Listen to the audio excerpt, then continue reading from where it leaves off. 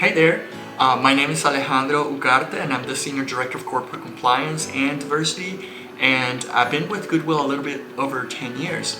And today I would like to tell you a little bit about my coming out story and who I am. For most individuals, it is an uncertainty knowing whether you can be out in your family of birth or family, chosen family, or family that has chosen you, whether you can be safe being out at work or any other arena of our lives. So as we get to discover how to be genuinely ourselves in those spaces, that's what we celebrate, basically, overcoming those barriers.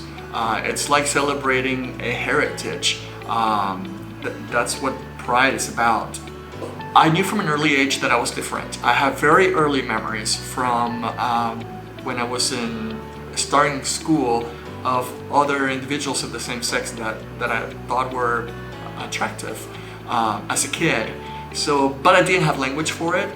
I didn't even know the acronym LGBT. So I just thought I was different, that at some point it would fix itself, it would channel through in a specific manner, and I thought everybody else maybe perhaps was the same, that everybody went through the same experience and then chose the right person, you know?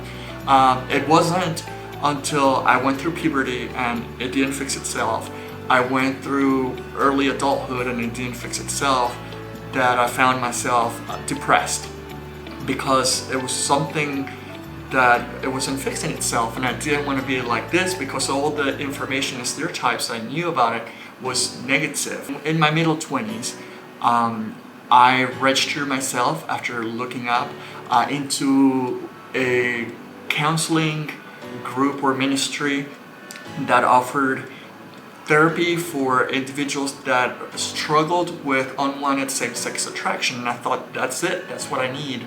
And I was there for 2 years receiving counseling so I could rid myself of this unwanted attraction. It did not work. I started asking different questions once I was done with reparative therapy, especially through my faith, because the reason I didn't want to come out of the closet was because I thought it would be offensive to the divine.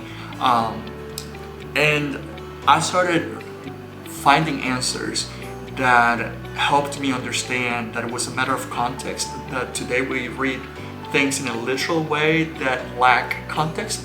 So by finding researchers, writers, theologians that do a little bit of research on the topic and that provide a little bit of context, that's what helped me in my journey to be able to reconcile my faith and sexuality, to be able to come out. I understand that coming out is very stressful, is scary. I went through it. I was there once. What I do encourage you to do is to first of all find allies within the LGBT community itself, and also outside of the LGBT community, that can be your chosen family, that can be your support group, where you can hear their experiences about what went well and what didn't go so well. Those experiences inform us, and we're able to kind of tell others how to navigate the coming out experience. Also, it gets better. At the beginning, it may be rough because coming out is not a celebration. Coming out is basically overcoming that struggle of being known, of becoming known to somebody that may not know this part of us. So it is difficult, but it does get better. I came out first in 2009 when I accepted to myself that I was different and that I had a name. But then once again in 2012 when I said this reparative therapy did not fix me.